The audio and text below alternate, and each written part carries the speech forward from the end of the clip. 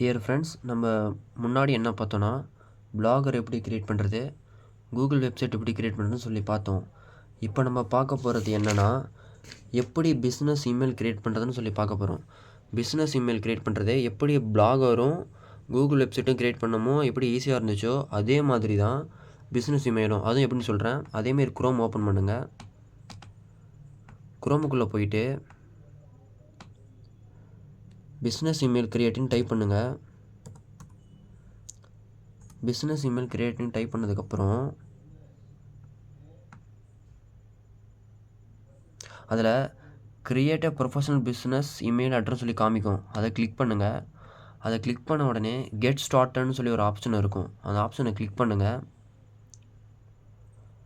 Click பண்ணதுக்கப்புறம் business name கேட்கும். அதாவது நீங்கள் என்ன பிஸ்னஸ் இது ஆரம்பிக்க போகிறீங்களோ அந்த பிஸ்னஸ் நேம் கொடுக்கலாம். இப்போது எக்ஸாம்பிளுக்கு நான் வந்து ஒரு ஸ்போர்ட்ஸ் ஷாப் வைக்க போகிறேன்னு வைங்களேன். ஒரு ஸ்போர்ட்ஸ் பிஸ்னஸ் பண்ண போகிறேன்னு வைங்களேன். நான் ஸ்போர்ட்ஸ்னு கொடுக்குறேன்.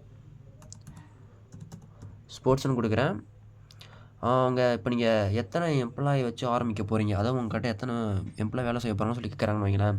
நான் வந்து எம்ப்ளாயெலாம் கொடுக்கல, நான் மட்டும் வேலை செய்ய போகிறேன். அதனால் ஜஸ்ட் யூன்னு கொடுத்துட்டேன். கண்ட்ரி ரீஜன் செலக்ட் பண்ண சொல்லணும். இந்தியா தான், நம்ம இந்தியா சூஸ் பண்ணிவிட்டோம்.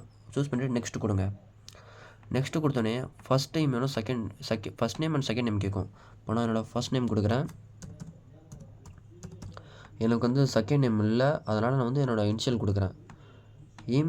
இமெயில் ஐடி கேட்கும். மெயில் ஐடி வந்து நீங்கள் என்ன மெயில் ஐடி யூஸ் பண்ணுறீங்களோ அதை கூட நீங்கள் யூஸ் பண்ணலாம், உங்கள் விருப்பம்.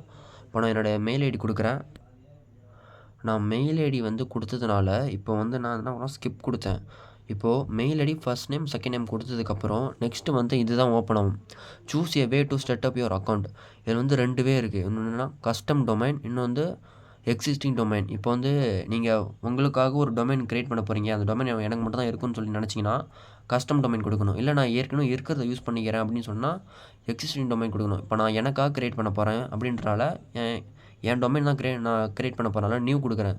நியூ கொடுத்துட்டு கண்டினியூ வித் திஸ் மெத்தட்னு சொல்லி கொடுத்தேன்னா நெக்ஸ்ட்டு வந்து சர்ச் டொமைன் சொல்லி கேட்கும்.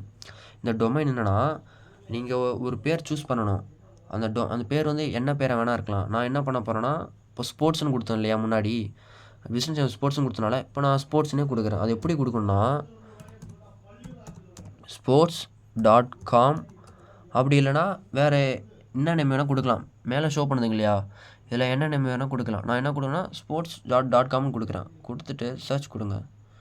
சர்ச் கொடுத்தோன்னே டொமைன் இருக்கா இல்லைன்னு சொல்லி சொல்லும். இப்போது அப்படி ஒரு டொமைன் இருக்குது. இப்போ இதில் வந்து இது அமௌண்ட் ஷோ பண்ணுது இல்லைங்களா, நீங்கள் எத்தனை வருஷத்துக்கு யூஸ் பண்ண போகிறீங்கன்னு சொல்லி கேட்கும். இப்போ நான் வந்து 1 இயர்க்குன்னு சொல்லிவிட்டு இப்போ இப்படி கிளிக் பண்ணுறேன்னு வைங்களேன். கிளிக் பண்ணதுக்கப்புறம் நெக்ஸ்ட்டு காட்டும். இப்போது இதுவரை வந்தாச்சு. இதுக்கப்புறம் என்ன பண்ணணுன்னா அமௌண்ட் பே பண்ணுற மாதிரி இருக்கும். நீங்கள் நெக்ஸ்ட்டு கொடுத்தீங்கன்னா நெக்ஸ்ட்டு ஸ்டெப்பே வந்து என்னென்னா, உங்களை அட்ரஸு, ஃபோன் நம்பர் இதெல்லாம் சொல்லி கேட்கும். நீங்கள் உங்கள் address, phone number, city, pincode இதெல்லாம் கொடுத்து நெக்ஸ்ட்டு கொடுத்ததுக்கப்புறம் பேமெண்ட் மெத்தட் கேட்கும். Payment method means online transactions.